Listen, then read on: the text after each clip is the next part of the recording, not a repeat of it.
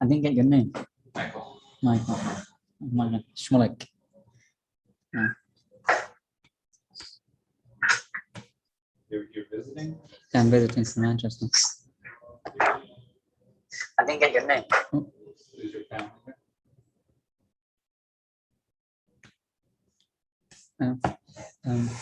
My father-in-law's Greenwich. Oh, Came from the summer.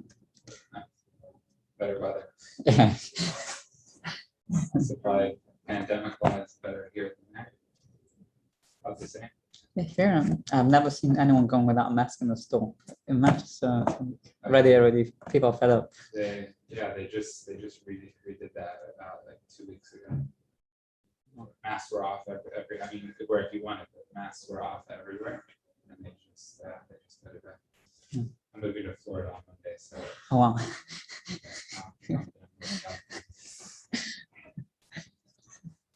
Good morning, David.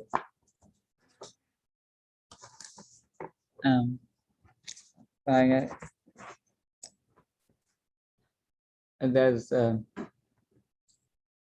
famous story. They say it with the Rambam, but it's brought down also as a moshel elsewhere, where there was once a king who had the rabbi went to meet him, and as they were talking, so the king asked the rabbi, "Prove to me that there's a creator of the world. Maybe the world happened on its own, evolution."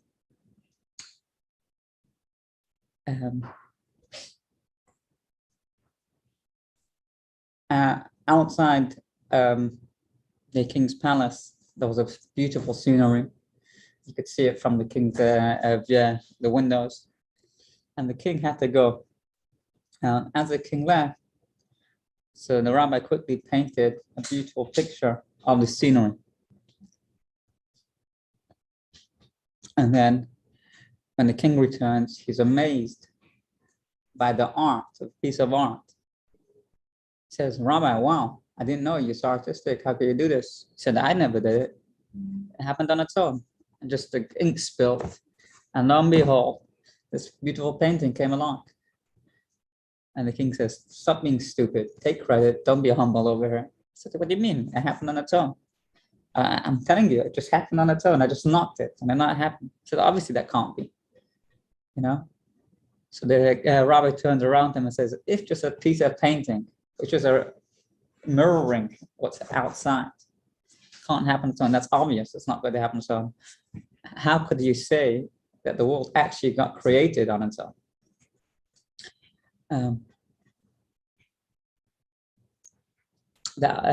In Tanya, it brings an example, explains the difference of yesh me'ayin and yesh me'yesh. Yesh me'yesh means something from something. A silversmith takes a piece of silver and he forms it into a nice piece, whether it could be of a becher, candle, etc. Whereas that once a person did that, he doesn't need to redo it. You go to the store, buy the becher, and it's there. I don't need to redo it. Whereas the reason why he just act is just once and not a second time, because the piece of silver always had the potential to be in this shape or that shape. All the person did was change its form, but didn't create something new. Whereas throwing a stone, even though I throw a stone and it's flying at this moment, you're not going to say that the stone now changes its nature and become a flying object. The stone naturally falls down, gravitates to the earth. And as long as a person's energy is empowering that stone to fly, or fly, as soon as a person's energy stops, it'll fall back down. So if someone's very strong, you can throw it for 2 seconds, it's not, or throw it for half a second. But why is it going to stop? Because the person is always generating, the energy of the person is generating the stone to fly. As soon as that stops, it goes back, it ceases to be that new type of existence that reverts back to its old type of existence. And therefore, that energy needs to be continuously in the stone. So too, again, let me just finish up. So the reason why it needs to be continuous is because a stone has no potential to fly. So when the person is creating not creating, but something new, is doing something new that didn't have the potential on its own, it needs to be consistent there. So too with creation. Before something existed, it wasn't there. So it's not like a God took nothing and made it into something. There was nothing there to make. It's not like he took a bunch of bricks and built a house. There was no bricks at the beginning. So where did these bricks come from? I mean, nothing doesn't have the potential to be something because it's nothing. So Hashem's creating something. To say he's creating it from nothing, it's not really accurate because it's not from nothing. He's making something, not out of. He didn't take the nothing and make it. He's making it. And the only reason the world exists is because there's a power that's generating that, making it happen, formulating. And so but on its own, it has no power to exist. And therefore, that power is consistent in the being.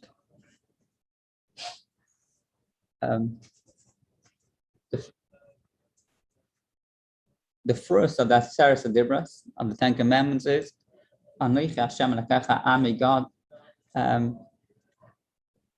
up above, down below, and it's brought down now in Devarim a lot, that you need to believe that there's Einoid Mavad, there's no one other than Hashem. Now, obviously, we don't need to think that there's no other God and like maybe beneath the surface generating competition Chas v'Shalom with Hashem. What does it mean? It's the recognition that if indeed the world cannot exist on its own, I don't have the power, however, I can't be 6'4", I'm small, however much I want, I can't just decide to make myself differently. This table can't decide just become bigger or wider or smaller. It has its finite definition. It could be created based on the limitations that the world was created, but it has no power on its own to decide to be other than what it is. That is because Hashem created it in its certain form. When we realize that, we think about it, in truth, it means since it has no power on its own to be created, that means Hashem's power is not only there when it was originally created 5,781 years ago, but consistently Hashem's power is now moving the stone, in our example, making the world exist. Once we have that recognition, we can move on to the next concept of Emunah in Hashem. There's belief or trust, Emunah in Hashem, and then belief, trust in Hashem. Bitochen. Belief in Hashem is we need to believe that whatever Hashem does is for the good. No matter what it may be, we trust it's for the good. And the simple level of that is that if whatever's happening is happening because Hashem's deciding to make it happen. If Hashem will not decide to make it happen, your pen you got back from your left, so I gave it to Mr. Siegel. Yeah. Asked him for your number, he said I may not want to give it, so I gave it to him to give to you. So, Okay. At some point I'll find it. Don't worry about it. it's good. Yeah. So Thank you. We're Sure. working hard on this. so as I was saying, so that if Hashem's creating everything now, so even though seemingly it's happening on its own, and it must be that Hashem's creating it. And therefore, Hashem, which is good, is going to make it for the good. For example,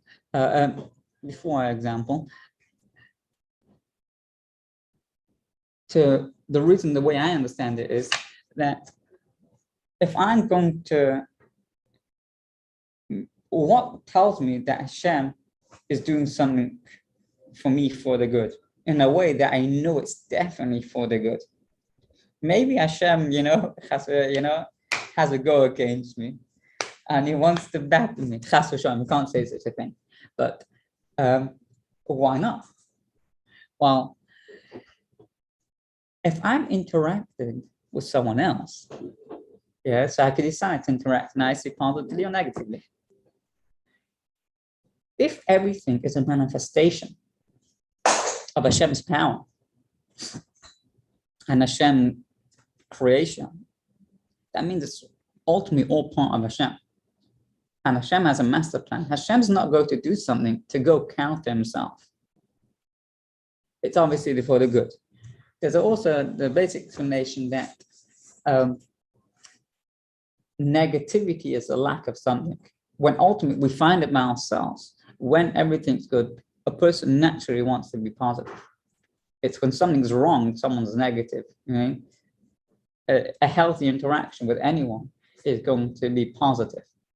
And if you have a negative interaction, it's obviously not healthily, at least spiritually healthy in a certain way. And that is because Hashem created us in his image. He gave us that das. And if we want naturally to do good, when we're complete, Hashem wants to do us good. Now, sometimes it may not be good in a revealed manner. Then that could also be, and here there's two things. What happens, I got in a car wreck, is that for the good or not for the good? So the basic level is obviously for the good. We don't see how. Because if we contemplate how Hashem is creating it, making it happen, it obviously must be for the good. Just we don't always see what's the good. Sometimes take a child to the doctor, he's kicking his fear and fighting. The parents doing it for the benefit of the child. It's the ultimate good, not in the present moment, it's difficult. But everything is generated by Hashem. And we contemplate that there comes a certain, it's called menuchas hanefesh, some serenity, knowing that I could ultimately rely that there's a higher power controlling everything that's happening, and it's going to work out for the good because he's in control. If I'm relying on my own power, so then I could, I need to fight. I need to be always tense to make sure I'm always in control, have a 360-degree protection. If I could trust that Hashem ultimately is running the show, then I could remain calm. Now, this is not in conflict with, if Hashem is in control, why do I need to work? Why do I need to take the necessary precautions? Let me just sit down and relax, and God will run the show. And the truth is, if we don't take the actions, we won't be successful. So is Hashem running the show? Or do we need to take action? Do we need to run the show to make it happen? If I don't go to work and I don't make money, I'm not going to have money. It's not going to rain down cash, at least not in my world. Maybe in your world, I'll do working on the cash machine. But until then, it doesn't happen. So how does that balance? So in the Torah, it says, 6 days a week, you should work. Hashem wants us to work. Hashem created the world in a specific design manner. That's how it should go. Hashem didn't create, and that was a natural order of things. And Hashem wants us to work according to that. By me deciding not to go to work, or I'm trusting Hashem to be lazy and outsourcing my need, I'm not going according to Hashem's plan. The Gemara says, Maimen b'chai elamim, he trusts He believes in the everlasting creator. And that's why he's planting. So if he's trusting, why does he need to plant or grow anyways? And if he's planting, why does he need to trust? It's going to grow. The explanation is, it's like sometimes my child wants to have money. He wants Tatika, buy this. Now I want to train him as a person. Things are not for free. If you want to work, earn it. It's not that you just rely on the president to give you stimulus checks. You need to do some work or to make something happen. So I'll tell him, you know what? If you want this, I'll make this. Every pair of chumash you learn, you review what you learned in school. You're going through the summer. I'll pay you X. Now, his reviewing the chumash is not really causing me to give him the money. It's like I could give him the money either way. I just tell him, do X, Y, Z, and then I'll give you the money for it. Now, if he doesn't do that, I'm not going to give him the money. The deal was, you review each parak, I'll give you the money. If he doesn't review it, I won't pay. But is the cause the reviewing the parak? No. So when he's reviewing the parak, he's doing the action, but really he's getting the money, not of the parak he's doing because I'm wanting to give him the money. So to Hashem saying, ultimately Hashem's running the show. Hashem could have made things pop out and everything goes smooth. Hashem said, no, I want you to work in the natural state of things, and that's when I'm going to give it to you. So on the one hand, we trust that Hashem's going to run the show. But I need to do exactly what I need to do naturally to make it work. So let's say I have a project that I'm working on and it didn't go the first time. I could turn around and say, oh, it's not fair, Hashem's against me, or it's not working. Or I could say, no, Hashem wants me to work, but he wants me to push. And naturally, I need to work 10 times harder to accomplish my goals and that thing. So if I'm just quitting sooner than later, it's my fault, not Hashem's fault. Because I'm not willing to take the action that's necessary. So as of now, we have the general knowledge that the world was created by Hashem, which then translates that's not only back then, but since the world didn't exist before. So then obviously it had no power on its own. Where's that power generating from? That's from Hashem. So therefore Hashem's creating something new. Therefore the power is consistently. Hashem's creating it now, not only back then. If Hashem's creating that leads us on to the next point, then everything's for the good. And how does that translate into my action? I need to trust that Hashem wants it, and Hashem's on my side, but I need to take the necessary action to make it happen. But then we come to another story. There's a famous saying, I'm sure you heard, I think you heard, Trachkut Lezaingut, was it? Trachkut Lezaingut. Think good and I'll be good. The story is with the Tzemach Tzedek, third Lubavitcher Rebbe, that someone comes, a chassid comes to Tzemach Tzedek and cries, my son is extremely ill. Doctor said he's going to pass away, and there's nothing I could do. He's crying and crying. His son, can't imagine, he'll die. So the Tzemach Tzedek tells him, Trach gut wird sein gut. Think good, it will be good. According to nature, there was nothing. But that trust, you trach good, you'll trust that it's going to be good, it will be good, which obviously means that it's going to be a revealed good. Now, that's very different to what we're talking till now. Till now, we're saying, we know the overall picture is going to be for the good because Hashem's good, but sometimes we're going to get bumped around a bit, but that's for the ultimate good. Every time you change a baby's diaper, not always he's happy, he's crying, but it's for the ultimate good. But sometimes it's painful. Operation is painful sometimes. So maybe, we can't say this, but maybe it was ultimate good for someone to die. The Tzemach said, no. We're not going to believe that it's for a good purpose. We're going to believe Trach gut wird sein gut will be good in a revealed manner. And that's really the thing of bitachon that we're meant to have, betach Hashem. Bitachon means not only I have the general knowledge, belief that Hashem could make it good and he wants to make it good, but I trust that he's going to carry through. Now, where does that come from? It says about Moshe Rabbeinu that when he was in Mitzrayim, So he heard that Paro is going to kill him. He ran away in fear. The Medrash says the issue was that he didn't trust. He got a promise from Hashem that will be okay, and he still feared. So some say he feared because just so naturally, maybe his Avedis went away, he disturbed it. But how could that be? If he got a promise, we're saying Mitachim trust in Hashem, and Moshe Rabbeinu is shaking. So are we also meant to shake? How can we trust this chassid? Someone said I wasn't joking. Chachkov is good, and that's what happened. There was according to nature, that's in no way he could get healed. Because he trusted in Hashem, it worked. And now, where do we have that certainty that we're relying on Hashem? So the Rebbe explained that in truth, we can't have that certainty just because we want to believe. Because there's a famous, the Yiddishkeit, the Yud Gimel, one of the 13 principles of faith is schar b'oinish. There's reward and punishment.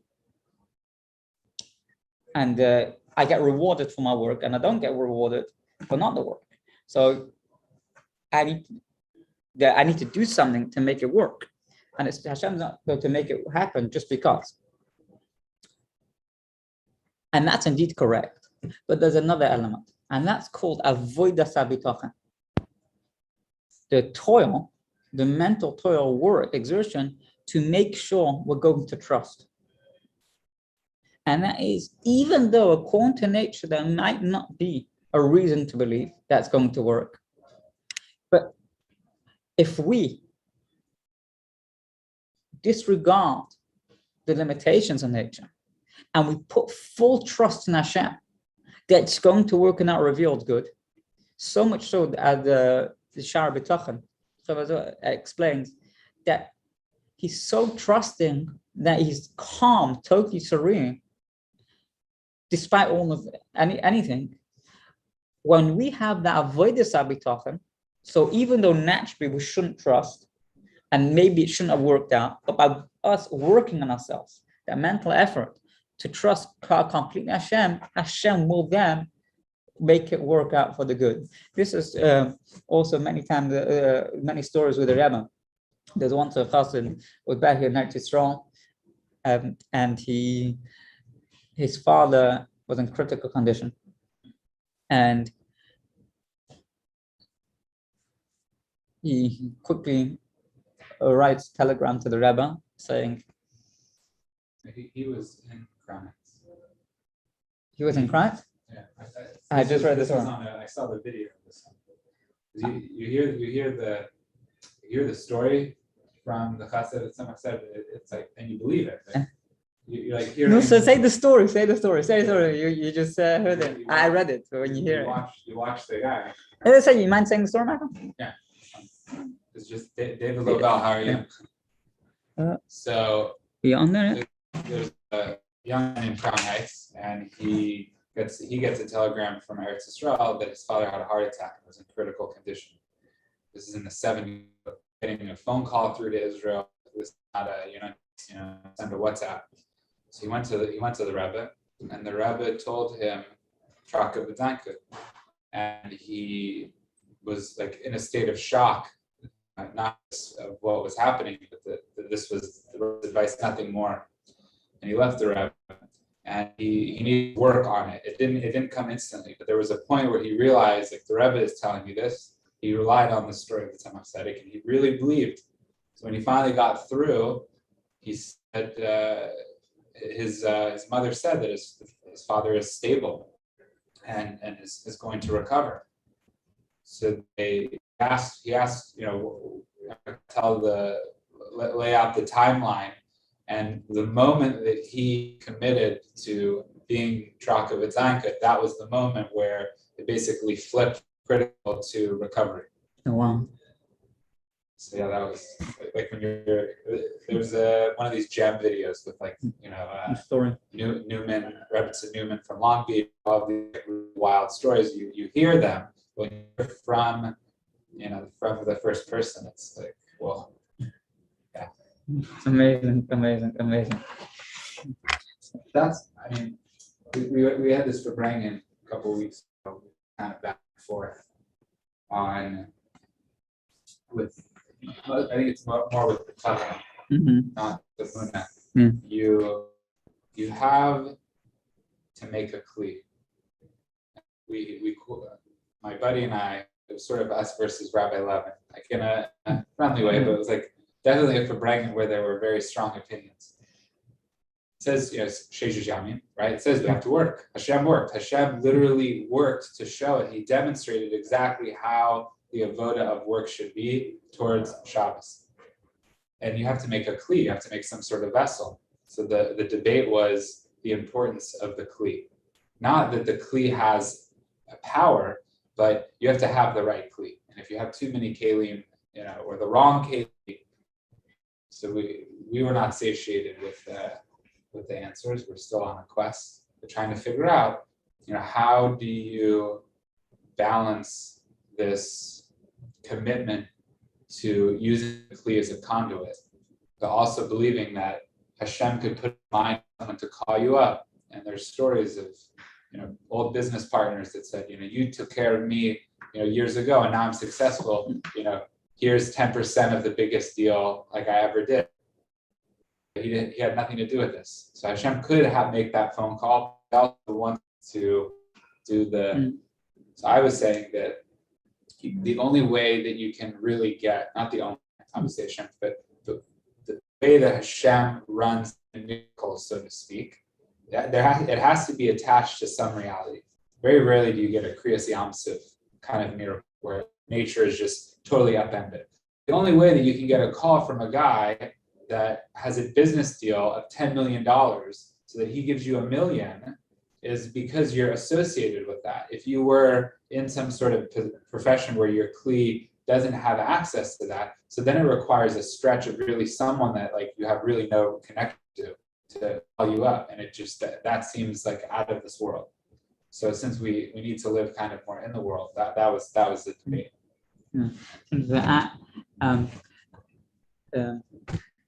I was thinking, and it says, I heard it, I didn't see it yet, because my brother-in-law, he was reading through Sefer, so he told me that there's 2 times the Rebbe said, you shouldn't work according to nature. You shouldn't worry according to nature. Either when things are happening miraculously, you see it, it's happening, so don't come and mess it up, or there's absolutely nothing left for you to do. But other than that, one needs to work in nature. Also says,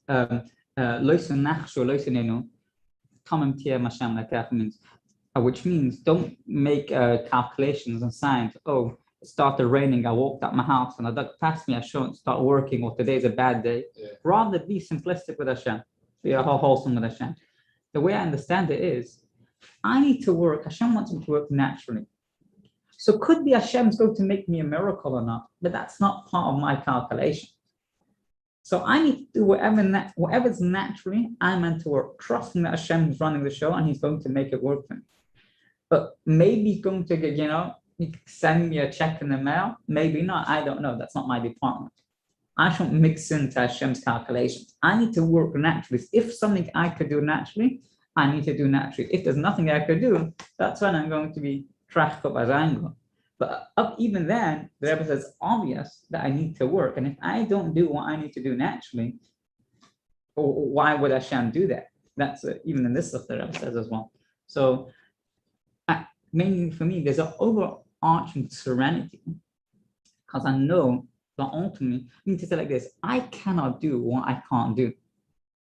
So maybe I could have done better. If it's not up to me, I don't need to fret about it.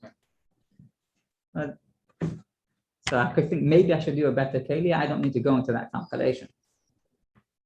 That's how it works for me. I try at least. Okay, I think we're a little over time. Compensating for yesterday. Okay. Have a good day, David.